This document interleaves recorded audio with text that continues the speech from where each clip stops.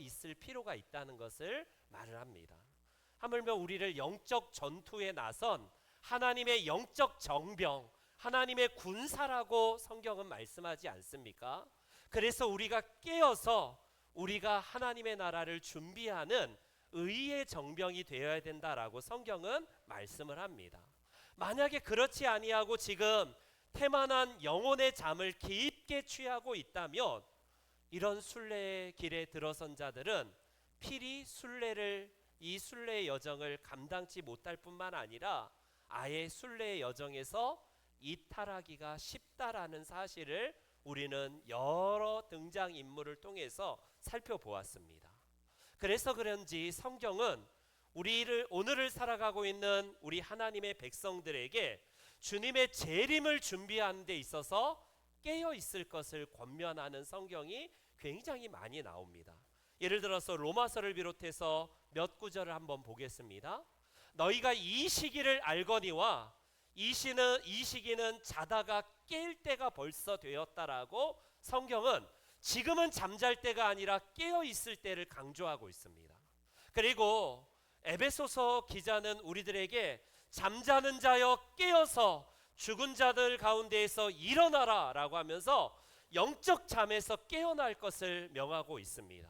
오늘 본문 6절도 우리에게 다른 이방인들, 다른 하나님을 모르는 사람들과 같이 잠을 자지 말고 깨어서 정신을 차리라 이렇게 권면을 하고 있습니다. 여러분, 만약에 공부하는 학생이 만약에 졸음이 올 때에 그가 하는 행동을 보면 얘가 공부에 대한 열의가 있는지 의지가 있는지를 단박에 알 수가 있습니다. 예를 들어서 학생이 공부하다가 너무 졸음이 막 몰려올 때가 있지 않습니까? 그럴 때에 졸음이 올 때마다 내일도 또 날인데 하면서 늘어지게 잠을 잔다. 잠깐 한 10분만 자야겠다. 눈 떠보니까 다음날 막 아침이고요. 막 중천에 해가 떴을 때에 일어나던 이런 애들을 보면 공부에 의지가 없어요. 전혀 마음의 준비가 없이 그냥 내 몸이 행하는 대로, 내 마음이 가는 대로 그냥 하는 애들이죠. 근데 만약에 졸음이 온다 할 때에 다시 일어나서 맨손 체조를 하든지 화장실에 가서 찬물로 내 눈을 비벼서라도 깨어있을 의지가 있는 애들은 공부를 하겠다라는 이 의지가 있는 애들 아닙니까? 마찬가지입니다. 여러분, 매번 예배 때마다 우리가 와서 좋을 때에 아니지 하면서 나 자신을 깨우고 있는지 한번 점검을 해보십시오. 내가 주님을 믿을 때에 이런 정말 별다른 노력을 하지 않는다면 졸음이 올 때에 그냥 자는 애들과 별 차이가 없을 거예요. 여러분, 우리 가운데에 하나님께서 깨어 있을 것을 명하심에도 불구하고 아무런 경각심도 없는 채 그냥 방만한 상태로 우리가 믿음을 그냥 종교인처럼 습관적으로 행하고 있다면요, 우리가 아무런 준비도 하는 채 늘어지게 잠을 자는 공부를 포기하는 애들과 별다른 차이가 없는 순례자일 겁니다. 그렇기 때문에 영적인 잠을 자는 우리들에게 성경은, 그리고 잔 버니언의 이 철로 역정은 우리들에게 잠에 대한 아주 귀한 교훈을 우리들에게 주고 있다라는 사실입니다. 우리는요, 지금 현재 내가 깊은 잠을 자면서도 깨어나기를 거부하거나 귀찮아하거나 내일도 또 있고 다음 주에도 예배는 있는데 하면서 그렇게 거부하고 있다면요, 순례를 제대로 감당하지 못하는 사람일 겁니다. 내 영혼이 죽어가는 줄도 모른 채 그냥 죄의 습성에 따라서 내 몸을 맡기고 내 의지를 따라서 그냥 살아간다면 여러분, 영적으로 깊은 잠이 든 사람과 별반 차이가 없다라는 사실입니다. 이런 인생을 향한 경고가 뭡니까? 바로 게으름에 빠져서 그냥 방만한 채 신앙에 잠을 자면서도 내가 순례자인 척 그렇게 살아가는 것이 우리들의 모습일 겁니다. 성경은 우리들에게 에베소 기자를 통하여서 이렇게 권면합니다. 세월을 아껴야 된다. 왜냐하면 때가 악하기 때문이래요.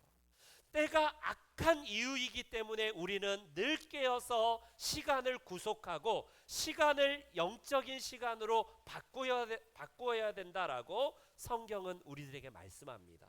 그러나 우리는 어떠냐면 깊은 잠에 들어서 하나님과 깊이 교제하지 못하면서 신앙생활을 제대로 감당하지 못하는 그 이유를 여러 가지 변명과 이유를 늘어놓습니다. 그래서 지금의 육신적인 이 자유함을 더 누리려고 하고 좀 더 자자, 좀 더 눕자, 좀 더 먹자, 좀 더 즐기자, 내일은 또 우리들에게 올 것이다라고 이렇게 얘기하지 않습니까? 그러나 기억해야 합니다.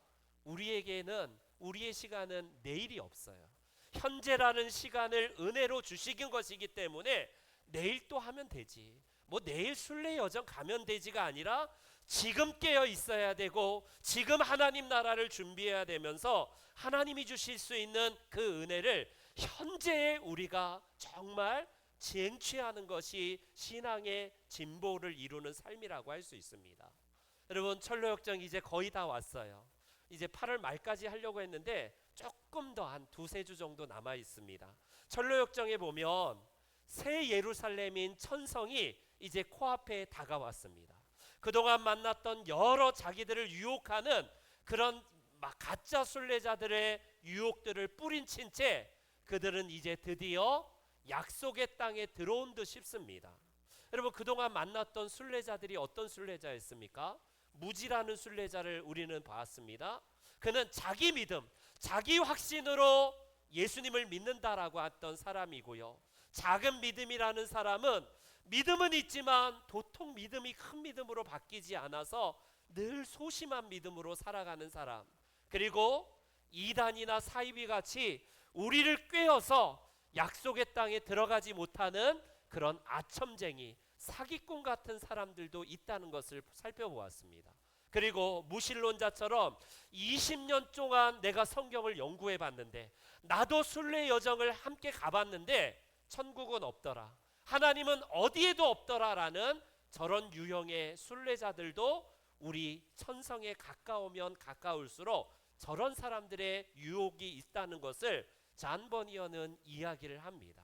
그런데 여러분, 이런 부류의 사람들만 경계할 게 아니라 잔 버니어는 우리를 영적으로 태만에 빠지게 하고 깊은 잠에 들게 하는 환경을 경계하라는 것을 말씀을 하고 있습니다. 여러분, 이 순례자 크리스찬과 소망 일행이 드디어 저런 부류의 사람들을 뿌리친 채 믿음의 순례 여정을 하다가 드디어 한 땅에 도착했습니다. 그 땅에 딱 도착했는데 웬 졸음이 그렇게 쏟아지는지, 이상한 공기로 가득한 그곳에서 그들은 둘은 몸이 나른해지기 시작하고 정신이 몽롱하기 시작하면서 잠에 빠져들기 시작합니다. 도무지 잠을 이길 수 없어서 소망이라는 저 순례자가 크리스찬 저 형제에게 이렇게 말해요. 형제님, 너무나 그동안 순례가 피곤했는지 여기서 조금만 자고 갑시다. 너무 몸이 나른해서 조금만 자고 가면 우리 이 피곤함이 좀 풀려서 순례의 길 잘 갈 수 있을 것 같으니까 자고 갑시다 라고 이렇게 이야기를 하는 대목이 나와요. 그때 크리스찬이 자기도 졸다가 깜짝 정신을 차리면서, 안 되네, 자네, 우리 목자가 기쁨의 산지에서 우리들에게 뭐라고 권면했는가? 당신들이 천성에 가까웠을 때에 마법의 땅에 도착할 건데 거기서 자면 절대로 깨어나지 못하니까 절대로 자면 안 된다라는 그 권면을 잊었는가? 이 땅이 바로 마법의 땅이네, 절대로 자면 안 되네 하면서 그를 흔들어 깨웁니다. 여러분, 크리스찬이 도착한 이 땅, 이 순례자들이 도착한 이 땅이 어떤 땅이에요? 이제 조만간 천국인데 그 언저리에 어떤 땅이 있냐면 우리 잔 버니어는 마법의 땅이라고 지칭하고 있습니다. 마법의 땅. 여러분, 왜 마법의 땅일까? 우리 번역은 마법의 땅인데 여러분, 무슨 마술사가 뾰로롱 하면서 너희들 잠에 들어라 하면서 사탄이 우리의 잠을 들게 하는 그런 땅이 아니에요. 여기서의 마법의 땅은 enchanted ground라고 해서요, 홀리는 땅입니다. 뭔가 유혹하고 매혹의 땅이라고 잠버니어는 이야기를 하고 있습니다. 뭘 이야기를 하고 있습니까? 사단은 우리들에게 막 잠들게 하는 무슨 특별한 방법을 하는 게 아니라 신앙의 여정을 하다가 누구나 다 이 마법의 땅을 지나게 된다는 것을 잠버니어는 이야기하는 거예요. 여러분, 한때 믿음 생활을 왕성하게 하다가 정말 누구를 뭐 2인자라고 하면 서러울 정도로 열심히 신앙에 완주를 했던 사람이 어느 순간에 순례의 여정을 멈춘 채 깊은 영적인 잠을 자는 분들이 우리 주변에 없습니까? 아니, 그런 사람들을 굳이 찾을 필요 없이 나도 얼마든지 이런 상태에 빠질 수 있습니다. 어제는, 옛날에는, 과거에는 그토록 막 믿음으로 열정으로 이 순례의 여정을 행했지만 현재는 나태한 상태에 한동안 믿음 생활을 했던 것을 잠깐 멈춘 채 깊은 잠에 들 때가 있다는 것을 말하는 거예요. 여러분, 이게 바로 적어도 외적으로 평안한 환경에 놓여 있는 상태에서 신앙적으로 기도도 안 할 뿐더러 말씀에 대한 열망도 사라진 상태를 말합니다. 예배에 참석하여도 굳이 이 예배가 주는 의미를 모른 채 영적인 깊은 잠에 빠져서 하나님과 독대하며 하나님과 영적인 교제를 하는 것이 다 끊어진 상태, 이때가 반드시 우리 가운데 있다는 것을 말합니다. 여러분, 우리의 신앙의 선배는 이 시기를 영적 메마름의 길이라고 해요. 저는 이 말을 다른 말로 하면요, 영적 권태의 시기, 바로 영적 권태기라고 할 수 있습니다. 성경을 보아도 재미 하나도 없고 은혜도 안 되는 찬양, 뭐 그냥 형식적으로 손을 들라 하면 손 억지로 들다가 그냥 예배 시간에 졸다가 가는 내 그냥 영적인 권태에 빠진 시기를 일컫는다라고 할 수 있습니다. 여러분, 오늘 우리가 본 이 성경에 바로 그 교회가 이런 시기를 지나고 있는 교회였다라는 사실을 사도 바울은 말을 하고 있습니다. 그 교회가 바로 데살로니가 교회예요. 데살로니가 교회. 이 데살로니가 교회는 사도 바울이 2차 전도 여행 때에 유럽에서 그곳에서 전도했던 교회 중에 한 지역입니다. 여러분, 다른 지역과는 달리 이 지역에는 유대인들의 박해와 그 헬라인들의 여러 박해로 말미암아 3주밖에 사도 바울의 일행이 전도를 못했어요. 말씀을 전해도 보통 1년, 2년 정도 있었던 에베소, 고린도 지역과는 달리 이 데살로니가 지역은 딱 3주, 여러분 20여일 정도밖에 되지 않는 신생교회입니다. 그런 이들을 뒤로 한 채 박해를 피해서 떠나야 했던 사도 바울이 얼마나 여러분 걱정이 많았겠습니까? 어린아이를 물가에 내놓은 그 부모 심정처럼 데살로니가 교회가 믿음 생활 잘하고 있을까 얼마나 염려했습니까? 그런데 믿음의 소식, 사랑의 소식, 이 소망의 소식이 그 데살로니가 지역 교회에 그 옆에 많은 그 마을과 그 지역 가운데에 좋은 교회, 믿음으로 잘 자라고 있다는 소문이 들려옵니다. 그런데 여러분, 이 교회가 너무나 짧게 복음을 증거했는지 몰라도 문제가 발생되기 시작해요. 사도 바울 일행이 진득하게 계속해서 복음을 전했다면 이런 문제가 발생이 되지 않았을 텐데, 이들은 예수님이 재림하십니다, 예수님은 반드시 오십니다라는 사도 바울의 이 권면에 따라서 예수님이 오시는구나, 아 그렇구나, 우리 예수님의 재림을 준비합시다 라고 하면서 예수님의 재림을 준비하는 것까지는 좋은데 그 중에 일부는 어떤 것을 하는 사람들이 발생되기 시작하냐면 일상의 의무마저도 다 내팽개칩니다. 곧 예수님이 오시는데 직장이 뭐가 필요 있어, 돈이 뭐가 필요 있어, 학교 공부 그거 예수님이 오시니까 다 때려치우고 우리 주님의 재림을 준비하자, 마치 지금 시한부 종말론자들의 행태와 똑같은 모습이 이 교회에 발생되기 시작합니다. 그 배경하에서 사도 바울이 일하기 싫어하거든 먹지 말라라고 권면했던 이유가 거기에 있어요. 굳이 일을 왜 해? 우리는 예수님이 오시니까 일할 필요 없어. 우리 주님 오신다라는 이 종말론이 결국에는 데살로니가 교회에 방만하게 펼쳐지기 시작합니다. 그리고 더 심각한 것은 뭐야? 예수님이 곧 오신 다음에 왜 안 오는 거지? 왜 안 오는 거지? 기다리다가 그들은 뭐야? 예수님 오시지 않는 거 아니야? 라고 하면서 영적인 태만에 빠지고 결국에는 영적인 잠에 빠져드는 교회가 바로 이 데살로니가 교회였습니다. 여러분, 오늘 우리가 왜 영적인 잠에 빠질까요? 데살로니가 교회인들처럼요, 예수님이 오신다는 사실을 준비하지 않기 때문에 그래요. 경각심을 가지고 깨어서 주님의 재림을 준비하기보다는 이 땅에 취하고 향락에 취하고 잠에 푹 취하여서 우리의 삶의 근본의 모습들을 잃어버린 채 살기 때문이다 라고 할 수 있습니다. 그래서 오늘 본문과 우리 데살로니가 교회를 비롯해서 여러 말씀을 통해서 영적인 잠에서 깨어날 필요를 권면하고 있는 겁니다. 그렇다면 우리가 이 마지막 시대의 영적인 잠에서 깨어나기 위해서 우리 신앙인들이, 순례자들이 해야 될 것이 무엇일까요? 첫 번째, 우리 3절 말씀을 한번 다시 봅니다. 다 같이 한번 읽어볼게요. 시작.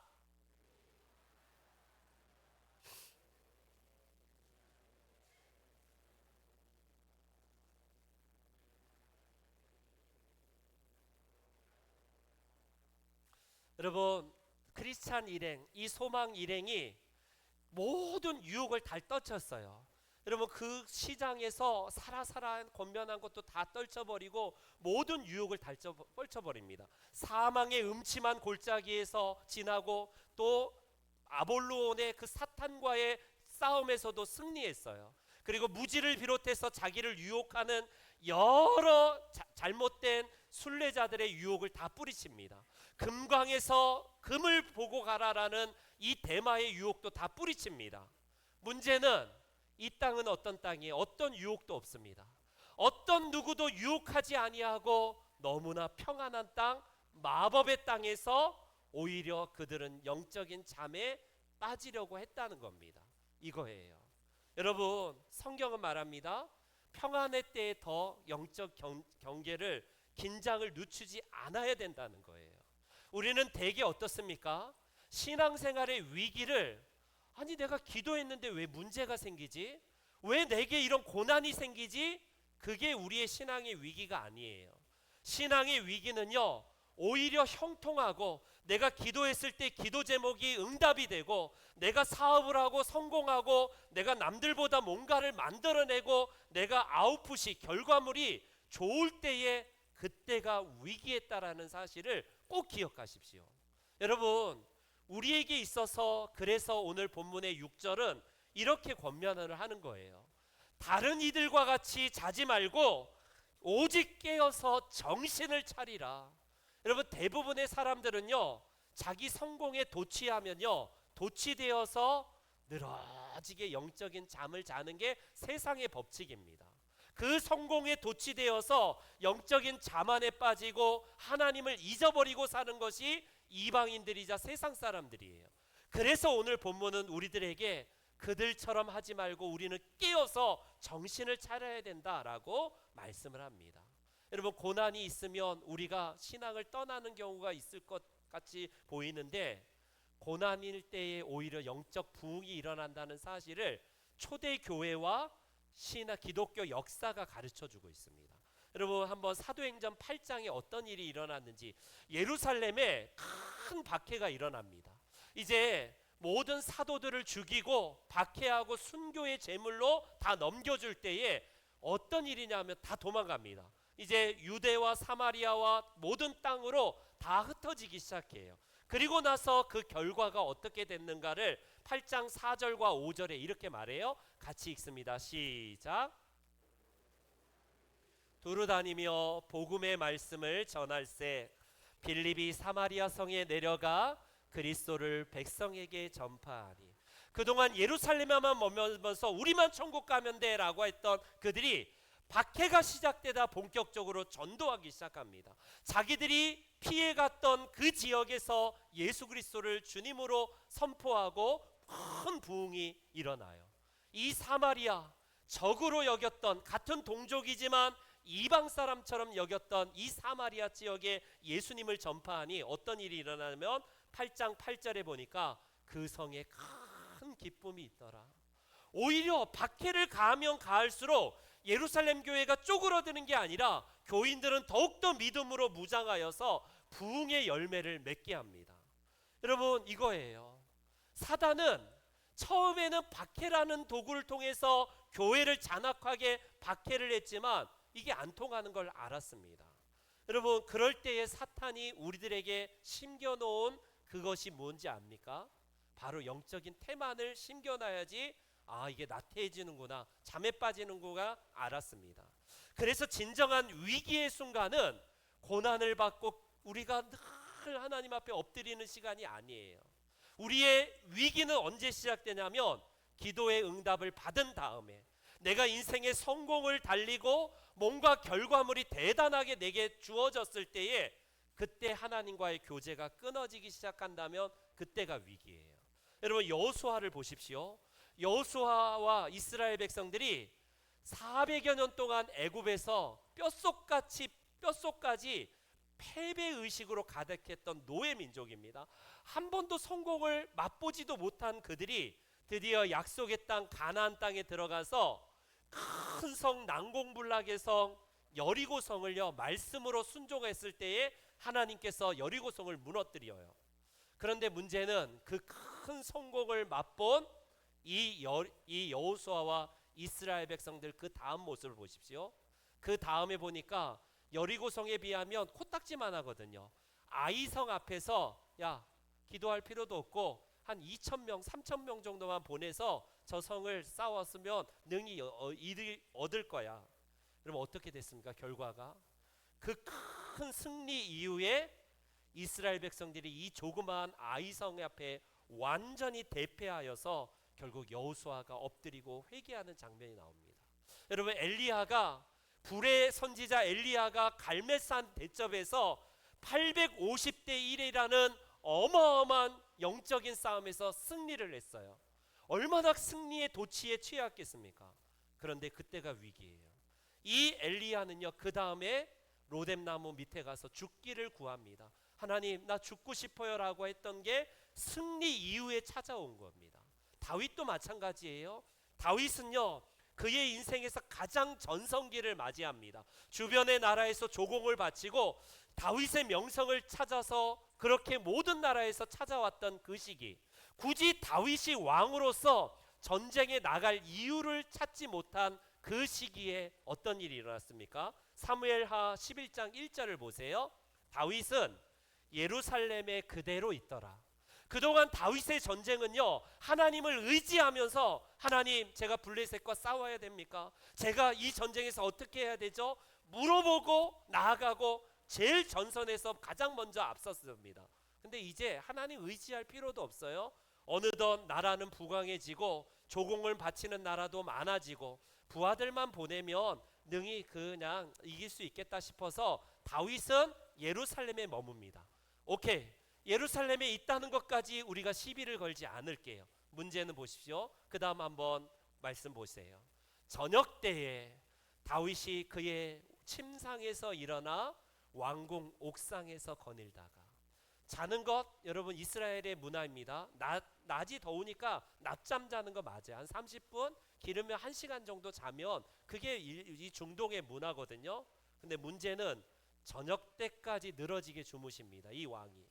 여러분, 영적 방만함, 이 교만함, 결국 그가 얼마나 깊은 잠에 빠져 있다는 사실을 말씀하고 있는 거 아니겠습니까? 다윗의 전성기가 여러분 그래서 위기인 거예요. 하나님을 찾았던, 사울에게 쫓기고 그가 전쟁을 수행할 때마다 하나님을 찾았던 다윗은 없고요, 그의 나라가 부강하고 점점 더 대단한 나라가 되면서 다윗이 하나님을 잊습니다. 기도할 필요가 없는 거예요. 여러분, 이때가 바로 위기라는 겁니다. 여러분, 그래서 오늘 본문은 우리가 평화의 때, 안전할 때에 오히려 더 영적 긴장을 놓치지 말아야 된다는 거예요. 영적인 무장을 해제하면요, 비극은 반드시 우리에게 찾아온다는 사실 꼭 기억하십시오. 사랑하는 성도 여러분, 여러분들이 더 잘 되고 있습니까? 그럴 때 하나님을 더 찾고 있는지, 하나님과의 교제가 이상이 없는지 점검해 보십시오. 그렇지 않다면 나는 지금 순례의 길에서 영적인 잠에 마법의 땅에서 자고 있는 중입니다. 두 번째로 우리가 영적인 잠을 경계하기 위해서 해야 될 일, 우리 그 말씀 10절을 한번 다시 볼게요. 10절 다 같이 시작.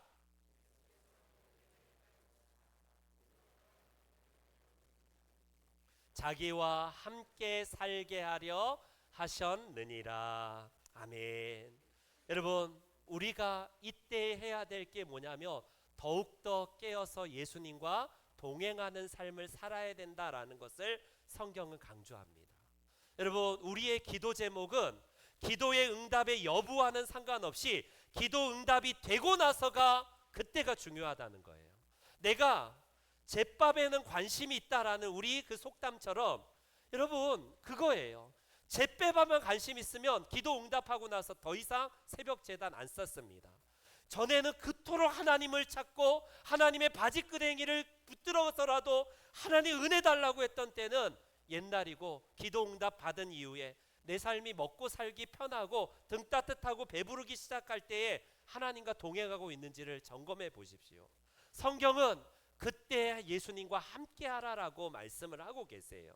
우리는 이런 면에서 내가 잘 나가고 있을 때 하나님과 더 동행하는 삶을 살고 있는지 점검해 보십시오. 우리는 낮의 사람입니다. 어둠의 사람이 아니에요. 그래서 오늘 본문 8절에는 이런 말씀을 하는 거예요. 우리가 낮에 속하였으니 정신을 차리고 믿음과 사랑의 호심경을 붙이고 구원의 소망의 투구를 쓰자라고 하면서 더 영적으로 깨어나고 더 영적으로 성령으로 충만하여서 우리가 무장해제하지 아니하고 오히려 전신갑주를 입고 주님 따라야 된다라고 말씀을 하는 거예요. 여러분, 유기성 목사님을 잘 아시는데 이분에게 영향을 준 분이 누구냐면 바로 프랭크 로바흐라는 분이에요. 우리나라에는 기도를 비롯해서 몇 권의 책이 우리에게 알려진 분인데, 저분이 예수 동행 운동의 시초의 사람입니다.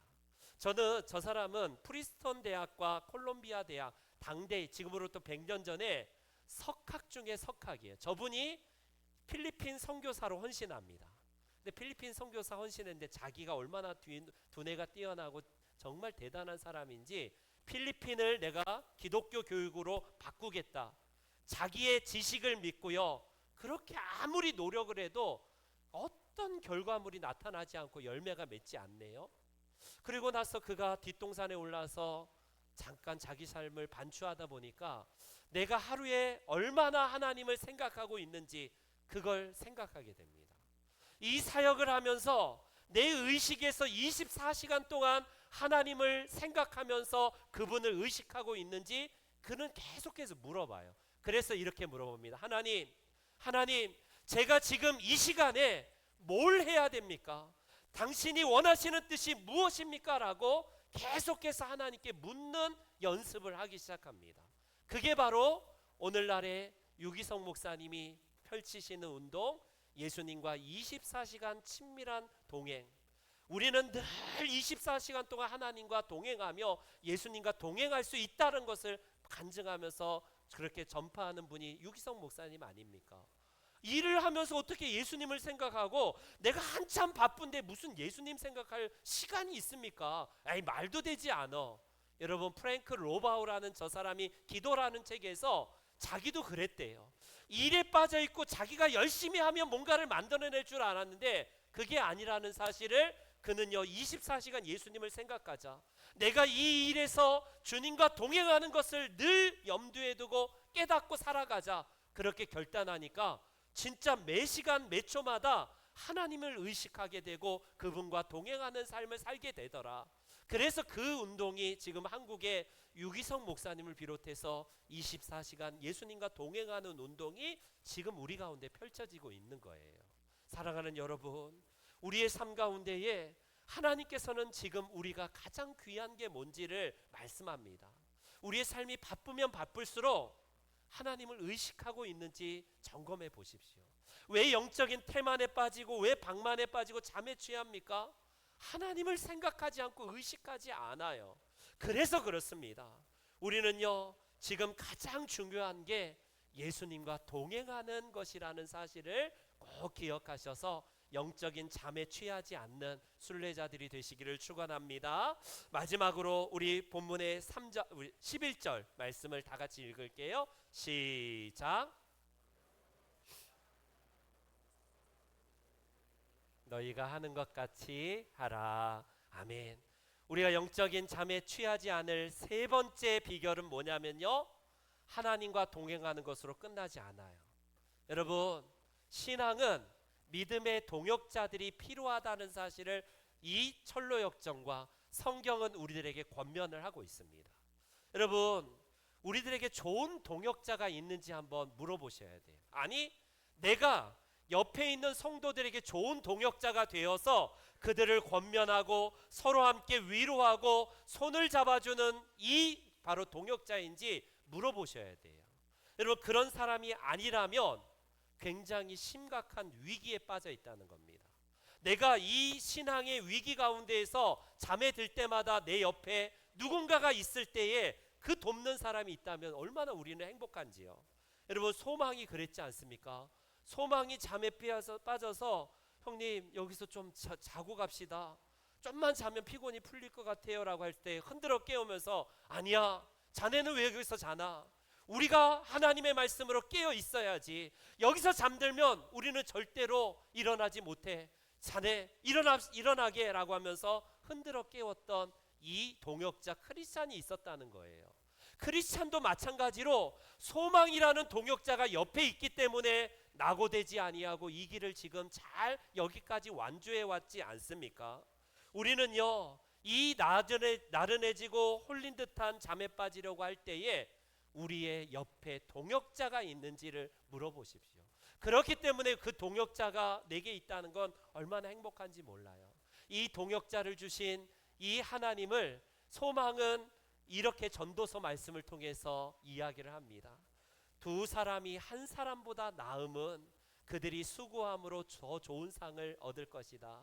만약에 홀로 있어서 넘어져서 그를 붙들어주는 자가 없다면 그 사람은 얼마나 불행한 자인가, 화가 있는 자인가, 이렇게 이야기하면서 형제님, 제가 크리스찬 형제님을 만나서 너무 감사합니다. 천성에 들어가시면 형제님은 큰 상급을 받아 마땅합니다 라고 하는 대목이 나와요. 여러분, 소망 옆에 크리스찬이 있고 크리스찬 옆에 소망이 있습니다. 여러분 옆에 또 다른 누군가의 동역자가 있기 때문에 이 길을 우리는 걸어가는 거예요. 그래서 내가 위기가 찾아올 때 같이 손을 잡아주고 같이 흔들어 깨우면서 우리 같이 가자라고 하는 좋은 동역자가 있는 겁니다. 그런데 여러분, 이 동역자가 흔들어 깨우는 동역자가 그래 자고 싶으면 자, 나도 마침 졸렸는데 나도 잘게, 이런 악한 동역자가 있다면 불행한 거예요. 불행한 겁니다. 여러분, 누군가가 나를 이 지금 마법의 땅을 통과하면서 졸음을 쫓기 위해서 그들이 했던 게 뭡니까? 크리스찬은 앞으로 조금 더 가야 될 텐데 이 길에서 우리가 졸음을 쫓기 위해서 우리 소망 형제, 우리 함께 예수님을 어떻게 만났는지 한번 간증을 한번 나눠보세요라고 하면서 이 땅을 지나가면서 크리스찬과 소망이 예수님을 만나고 또 그들의 길에서 얻은 은혜와 유익을 나누는 장면이 이 철로 역정에 나옵니다. 여러분, 두 사람은 다른 이야기로 채우지 않아요. 하나님께서 내게 어떤 은혜를 주셔서 지금 내가 하나님을 만났고 이 길을 걸어가는지를 서로 함께 간증을 나누면서 이 마법의 땅을 통과하고 있습니다. 여러분, 마찬가지예요. 교회라는 곳은 좋은 동역자를 만날 뿐만 아니라 신앙으로 서로 다지면서 좋은 권면과 하나님의 말씀으로 나누는 곳이 교회입니다. 그런데 교회 와서 안타까운 것은 정치 이야기를 해요. 교회 와서 나눈 것은 세상의 경제 이야기, 주식 이야기, 드라마 이야기, 세상의 이야기로 잔뜩 도배하여서 오히려 더 잠에 빠르게 하고 더욱더 내가 그 잠을 선도하는 사람이 되지는 않습니까?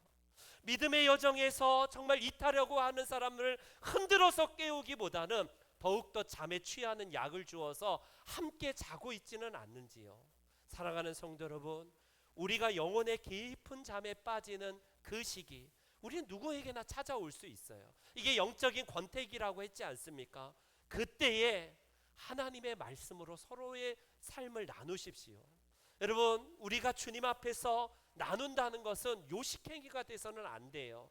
그래서 사랑방이 진정으로 내 내면을 다루면서 그 형제들 앞에, 자매들 앞에 내 내면을 드러내면서 서로 영적인 교제를 나누는 시간 아닙니까?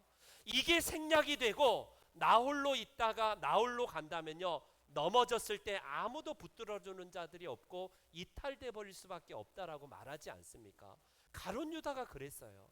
가룟 유다는 동역자가 있었다면, 그가 옆에 제자 그룹 중에 누군가가 와서 흔들어 깨워줄 사람이 있었다면 좋았을 텐데, 혼자 결정하고 혼자 예수님을 팔궁리하고 혼자 그렇게 하다가 결국에는 넘어지고 영적인 잠에 빠져서 결국 그는 극단적인 선택을 하여서 인생을 마감하지 않습니까?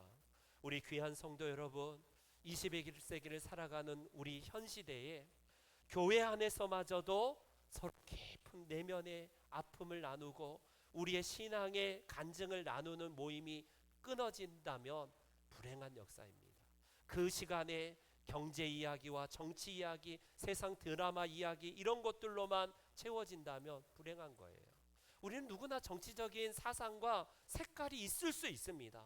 그러나 그런 나눔이 아니라 크리스찬과 소망이 이 마법의 땅을 지나갈 때에 서로 함께 하나님이 주신 은혜를 나누면서 이 길을 무사히 통과한 것처럼 우리 교회 성도님들이 이런 은혜가 있기를 소망합니다. 사랑하는 신명중앙교회가 이런 영적인 가정, 영적인 동역자가 함께하여서 이 신앙의 순례를 온전히 감당하시고 완주하시는 귀한 축복이 있으시기를 주님의 이름으로 축원합니다.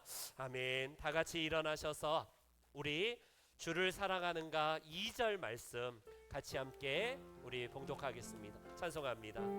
우리 2절 말씀 같이 찬송합니다.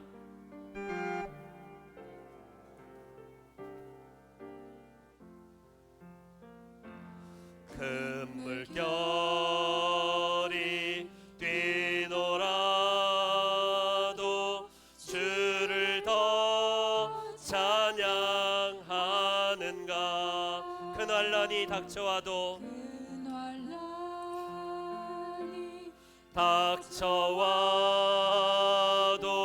주를 더 찬양하는가. 깊은 잠에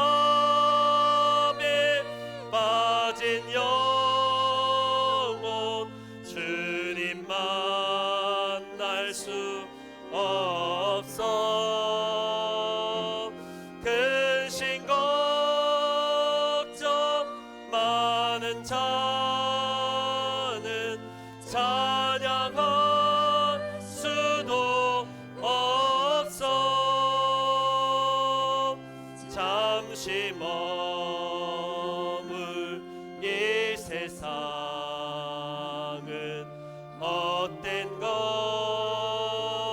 것들 뿐이니 주를 찬양하는 마음